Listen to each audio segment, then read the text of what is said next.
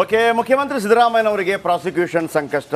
ಇದು ಮೂಡಾ ಹಗರಣದ big exclusive ಸುದ್ದಿ. ನಿರಂತರವಾಗಿ ಯಾವಾಗ ಪ್ರಾಸಿಕ್ಯೂಷನ್ಗೆ ಅನುಮತಿ ಕೊಡ್ತಾರೆ ಅಂತೇಳಿ ಮತ್ತೊಮ್ಮೆ ನಿಮ್ಮ ಗಮನಕ್ಕೆ ತರ್ತೀನಿ ವೀಕ್ಷಕರೇ. ಮುಖ್ಯಮಂತ್ರಿಗಳ ವಿರುದ್ಧ ಯಾವುದಾದ್ರೂ ಆರೋಪ ಮಾಡಬೇಕು ಅಂತಂದರೆ, ಅವರನ್ನು ತನಿಖೆ ಮಾಡಿ ಅಥವಾ ವಿಚಾರಣೆ ಮಾಡಿ ಅಂತಂದರೆ ನೇರವಾಗಿ ನೀವು ಪೊಲೀಸ್ ಸ್ಟೇಷನ್ಗೆ ಹೋಗಿ ಕಂಪ್ಲೇಂಟ್ ಕೊಡೋಕ್ಕಾಗೋದಿಲ್ಲ. ನೇರವಾಗಿ ನೀವು ರಾಜ್ಯಪಾಲರ ಅನುಮತಿ ಮೊದಲಿಗೆ ಪಡೆಯಬೇಕು. ಅನುಮತಿ ಆ ನಂತರ ನೀವು ಕೋರ್ಟ್ಗೆ ಹೋಗಿ ಕೇಸು ದಾಖಲಿಸಬೇಕು. ಆ ನಂತರ ಕೋರ್ಟ್ ಇಷ್ಟ ಇದ್ದರೆ ಮಾತ್ರ, ಅಂದರೆ ಸತ್ಯಾಸತ್ಯತೆ ಇದ್ದರೆ ಮಾತ್ರ ಕೇಸು ದಾಖಲಿಸುತ್ತೆ. ಇಲ್ಲ ಅಂತಂದರೆ ಕೇಸು ದಾಖಲಿಸೋದಿಲ್ಲ, ಹೋಗ್ರ ಅಂತ ಕಳಿಸ್ಬಿಡತ್ತೆ. ಕೇಸು ಭದಾಖಲಿಸಿದ ನಂತರ ಒಂದು ನೋಟಿಸ್ ಕೊಡುತ್ತೆ.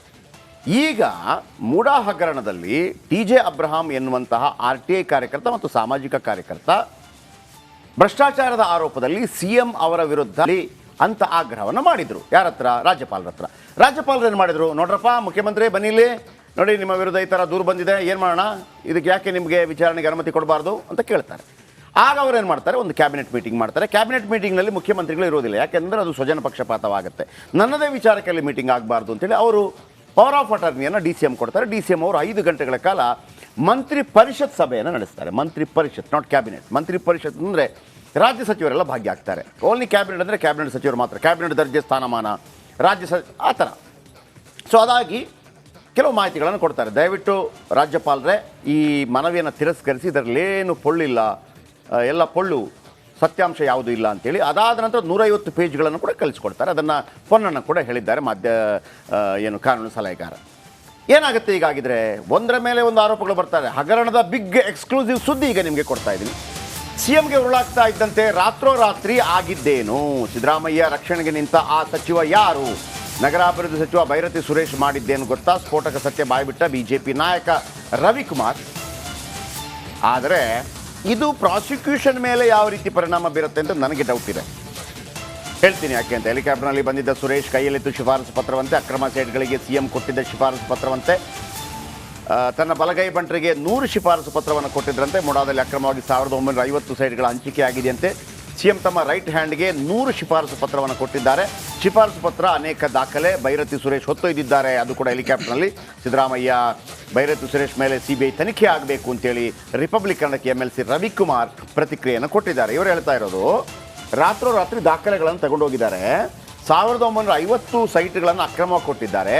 100 ಸೈಟ್ಗಳನ್ನು ಶಿಫಾರಸು ಪತ್ರ CM ಅವರೇ ಕೊಟ್ಟಿದ್ದಾರೆ ಅನ್ನುವಂಥ ಒಂದು ಆರೋಪವನ್ನು, ಬಹಳ ದೊಡ್ಡ ಮಟ್ಟದಲ್ಲಿ ಆರೋಪವನ್ನು ಮಾಡಿದ್ದಾರೆ. ಮೊದಲು ಅವರ ಆ ಆರೋಪವನ್ನು ಕೇಳ್ಕೊಳ್ಳಿ, ಅದರ ಬಗ್ಗೆ ಹೇಳ್ತೀನಿ ಏನು ಅಂತೇಳಿ. ಏನು ಹೇಳಿದ್ದಾರೆ MLC? ಮೂಡಾ ಪ್ರಕರಣದಲ್ಲಿ ಸಾಕಷ್ಟು ಸ್ಫೋಟಕ ಅಂಶಗಳನ್ನು ತಾವು ಕಲೆ ಹಾಕಿದ್ದೀರಿ ಈಗಾಗಲೇ. ಜೊತೆಗೆ ಮೈಸೂರು ಅಂದರೆ ಕೊನೆಯ ದಿನದ ಸಮಾವೇಶದಲ್ಲಿ ಕೂಡ ಈ ಸಂಬಂಧಪಟ್ಟ ಸಾಕಷ್ಟು ದೊಡ್ಡ ಮಟ್ಟದಲ್ಲಿ ಸಾಕಷ್ಟು ಸ್ಫೋಟಕ ಅಂಶಗಳನ್ನು ಕೂಡ ಹೊರಹಾಕೋದಕ್ಕೆ ತಾವೆಲ್ಲ ಸಿದ್ಧತೆಯನ್ನು ನಡೆಸಿದ್ದೀರಿ. ಏನೆಲ್ಲ ಮೂಡಾ ವಿಚಾರವಾಗಿ ತಮಗೆ ಮಾಹಿತಿಗಳು ಸಿಕ್ಕಿದೆ, ಏನೆಲ್ಲ ಆಗಿದೆ ಸರ್ ಇದರಲ್ಲಿ? ಮೂಡಾದಲ್ಲಿರ್ತಕ್ಕಂಥ ಸಿದ್ದರಾಮಯ್ಯ ಅವರ ಲೆಟರ್ಗಳನ್ನು, ಶಿಫಾರಸು ಪತ್ರವನ್ನು ಏನೇನು ಕೊಟ್ಟಿದ್ದೀರಿ, ಉದಾಹರಣೆಗೆ ನಾನು ಹೇಳ್ತೀನಿ, ಪಾಪಣ್ಣ ಅಂತ ಇದ್ದಾರೆ, ಅವರ ರೈಟ್ ಹ್ಯಾಂಡ್. ಯಾರ ರೈಟ್ ಹ್ಯಾಂಡು? ಸಿದ್ದರಾಮಯ್ಯ ಅವರ ರೈಟ್ ಹ್ಯಾಂಡು. ಅವ್ರಿಗೆ ಎಷ್ಟು ಸೈಟ್ಗಳನ್ನು ಕೊಟ್ಟಿದ್ದೀರಿ ನಿಮ್ಮ ಶಿಫಾರಸಿನ ಪತ್ರದಲ್ಲಿ? 16 ಸೈಟ್ಗಳನ್ನು ಕೊಟ್ಟಿದ್ದೀರಿ. ಯಾಕೆ ಕೊಟ್ಟಿರಿ? ನೀವು 14 ಸೈಟ್ಗಳನ್ನು ತೆಗೆದುಕೊಂಡಿದ್ದೀರಿ. ಹೀಗೆ ಹತ್ತತ್ರ ನನಗಿರ್ತಕ್ಕಂಥ ಮಾಹಿತಿ ಪ್ರಕಾರ 1950 ಸೈಟ್ಗಳನ್ನು ಇವರು ವಿತರಣೆ ಮಾಡಿದ್ದಾರೆ ಅಕ್ರಮವಾಗಿ. ಸಿದ್ದರಾಮಯ್ಯ ಸರ್ಕಾರ ಬಂದ ಮೇಲೆ 1950 ಸೈಟ್ಗಳನ್ನು ಇದರ ಎಂಕ್ವೈರಿ ಆಗಬೇಕು ಅಂತ ಹೇಳಿದ್ರೆ CBI ಆಗಬೇಕು.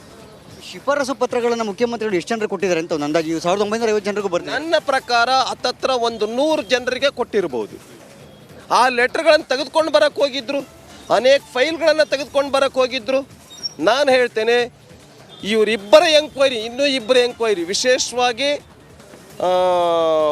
ಬೈರತಿ ಸುರೇಶ್ ಮತ್ತು ಸಿದ್ದರಾಮಯ್ಯ ಅವರು, ಇವರ ಬಗ್ಗೆ CBI ಎಂಕ್ವೈರಿ ಆಗಲೇಬೇಕು ಮೂಡಾದಲ್ಲಿ. ಬೈರತಿ ಸುರೇಶ್ ಅವರು ಇದರಲ್ಲಿ ಯಾವ ರೀತಿಯಾಗಿ ಅಕ್ರಮದಲ್ಲಿ ಭಾಗಿಯಾಗಿದ್ದಾರೆ ಮತ್ತು ಈ ಶಿಫಾರಸು ಪತ್ರಗಳ ಬಗ್ಗೆ ಅವ್ರ ಪಾತ್ರ ಏನು? 100 ಸೈಟ್ಗಳು ನಗರಾಭಿವೃದ್ಧಿ ಸಚಿವರಾದ ಮೇಲೆ ವಿತರಣೆಯಾಗಿದೆ ಅಕ್ರಮವಾಗಿ, ಕಾನೂನು ಬಾಹಿರವಾಗಿ.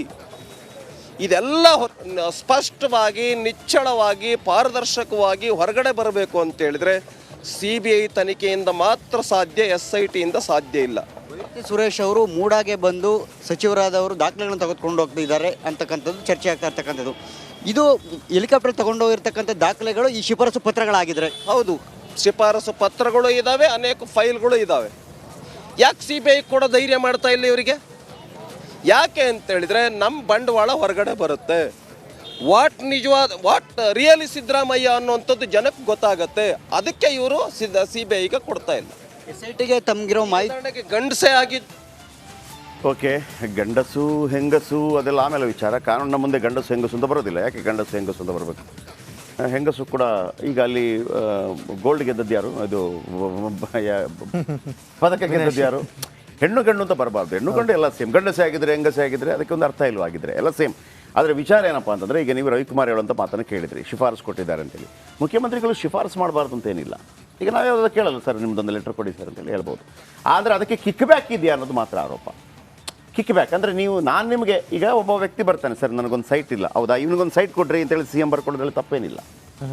ಅಲ್ಲ, ಮೂಡ ಸೈಟ್ನ ಯಾಕೆ ಬರ್ಕೊಡ್ಬೇಕು ಸರ್? ಅಲ್ಲ, ಯಾವುದಾದ್ರೂ ಸಂಬಂಧಪಟ್ಟದ್ದು ಯಾವುದಾದ್ರೂ ಅವ್ರಿಗೆ ರೈಟ್ಸ್ ಇದೆ. ಮೂಡ ಅಂತ ಬರಬೇಕು ಅಂತಿಲ್ಲ. ಮೂಡ, ಆಮೇಲೆ ಸೋಡಾ, ಆಮೇಲೆ BDA. ಸೋಡಾ ಅಂತ ಒಂದಿದೆ ಶಿವಮೊಗ್ಗದಲ್ಲಿ, ಆಮೇಲೆ BDA. ಅದು ಕೆಲವು ವಿವೇಚನೆಗಳು ಇರುತ್ತೆ ಅವರಿಗೆ. ಯಾವುದನ್ನು ಕೊಡಬೇಕು, ಯಾವುದಿದೆ ಅಂತ ಕೇಳ್ತಾರೆ ಅವರು. ಹಿಂಗಿದ್ದರೆ ಕೊಡಿ ಮತ್ತೊಂದು ಅಂತೇಳಿ. ಇಲ್ಲಿ ಆ ವಿಚಾರ ಬರೋದಿಲ್ಲ. ಅಲ್ಲಿ ಬರೋದೇನು ಅಂತಂದರೆ, ಮುಖ್ಯಮಂತ್ರಿಗಳು ಏನು ಭ್ರಷ್ಟಾಚಾರ ಮಾಡಿದ್ದಾರಾ ಅಂತ. ಮುಖ್ಯಮಂತ್ರಿಗಳು ಸೈಟನ್ನು ಒಂದು ಕೊಡೋದಕ್ಕೆ ಅವರು ರಾಜ್ಯದ ದೊರೆ. ಹೌದು. ಈಗ ಇವರು ಏನು ಹೇಳ್ತಿದ್ದಾರೆ, CBI ಮಾಡಿ ಅಂತ ಹೇಳ್ತಿದ್ದಾರೆ. ಅದು ಪಾಯಿಂಟು. CBI ಬರಬೇಕು ಅನ್ನೋದು ಪಾಯಿಂಟ್. ಯಾಕೆ ಅಂತಂದರೆ, ನಾಳೆ ರಾಜ್ಯಪಾಲರು ಶಿಫಾರಸು ಮಾಡಿದ್ರು ಅಂತ ಇಟ್ಕೊಳ್ಳಿ. ಮಾಡಿದ ನಂತರ TJ ಅಬ್ರಾಮ್ ಎಲ್ಲಿಗೆ ಹೋಗಬೇಕು? ಒಂದು ಲೋಕಾಯುಕ್ತಕ್ಕೆ ಹೋಗಬೇಕು, ಜನಪ್ರತಿನಿಧಿಗಳ ಇದಕ್ಕೆ ಹೋಗಬೇಕು. ಅವರೊಂದು ನ್ಯಾಯಾಂಗ ತನಿಖೆಯನ್ನು ಮಾಡ್ತಾರೆ. ಏನೇ ನ್ಯಾಯಾಂಗ ತನಿಖೆ, ಪೊಲೀಸ್ ತನಿಖೆ ಏನೇ ಮಾಡಿದ್ರು ಕೂಡ ರಾಜ್ಯದ ಪೊಲೀಸರು ಎದುರು ಆಗಬೇಕಷ್ಟೇ. ರಾಜ್ಯದ ಪೊಲೀಸರು ಯಾರ ಅಂಡರಲ್ಲಿ ಬರ್ತಾರೆ? ಸಿದ್ದರಾಮಯ್ಯ. ಅವ್ರು ಹೆಂಗೆ ತನಿಖೆ ಮಾಡೋಕ್ಕೆ ಸಾಧ್ಯ? ಹಾಗಾಗಿ CBIಗೆ ಹೋಗ್ಬೇಕು. CBI ಕೊಡೋಕ್ಕಾಗತ್ತಾ? ಆಗಲ್ಲ. CBI ಕೊಡೋಕ್ಕಾಗಲ್ಲ. ಹೆಂಗೆ ಕೊಡ್ಬೋದು ಅಂತಂದರೆ, ಈಗ ರಾಜ್ಯಪಾಲರು ಶಿಫಾರಸು ಮಾಡ್ತಾರೆ, ಓಕೆ, ಇವರನ್ನ ವಿಚಾರಣೆಗೆ ಅನುಮತಿ ಕೊಡ್ತಾರೆ. ಅನುಮತಿ ಕೊಟ್ಟಾಗ ಅದು ಕೋರ್ಟ್ಗೆ ಹೋಗುತ್ತೆ. ಕೋರ್ಟ್ಗೆ ಹೋಗುವಾಗ ಯಾರಾದರೂ ಸಾರ್ವಜನಿಕ ಹಿತಾಸಕ್ತಿ ಅರ್ಜಿಯನ್ನು ಸಲ್ಲಿಸಬೇಕು. ಅದನ್ನೇ ಮೊನ್ನೆ ರಾಜ್ಯಪಾಲರು ದೆಹಲಿಗೆ ಹೋಗಿ ಮಾಡ್ಕೊಂಡ್ಬಂದ್ರಂತೆ. ಏನು ಸಾರ್ವಜನಿಕ ಹಿತಾಸಕ್ತಿ ಅರ್ಜಿ?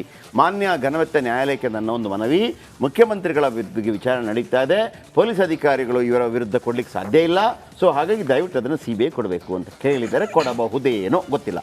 ಈ ನಡುವೆ ನೆಕ್ಸ್ಟ್ ಸ್ಟೋರಿ ತಗೊಳ್ಳಿ. ಸರ್, ಮೂಡ ಕೇಸ್ನಲ್ಲಿ CM ಕೊಟ್ಟಂತಹ ವರದಿಯಲ್ಲಿ ಏನಿದೆ ಅನ್ನುವಂಥದ್ದೇ ಪ್ರಶ್ನೆ. ಈಗ ಇದು ರಿಪಬ್ಲಿಕ್ ಕನ್ನಡದ ಬಿಗ್ ಎಕ್ಸ್ಕ್ಲೂಸಿವ್ ಸ್ಟೋರಿ. ರಾಜ್ಯಪಾಲರಿಗೆ CM ಕೊಟ್ಟಿರುವಂಥ ಪ್ರತ್ಯೇಕ ವಿವರಣೆಯ ವರದಿ.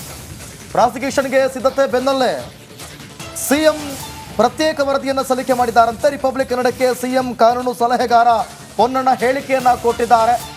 ಅಂದರೆ ಅಧಿವೇಶನ ನಡೀತಾ ಇದೆ ಸದ್ಯಕ್ಕೆ, ನೋಡೋಣ ಅಂತ ಹೇಳಿ. ಆದರೆ ಪ್ರಾಸಿಕ್ಯೂಷನ್ಗೆ ಅನುಮತಿ ಕೊಟ್ಟರೆ ಆಗೋದು ಲೆಕ್ಕಾಚಾರ ಬೇರೆ.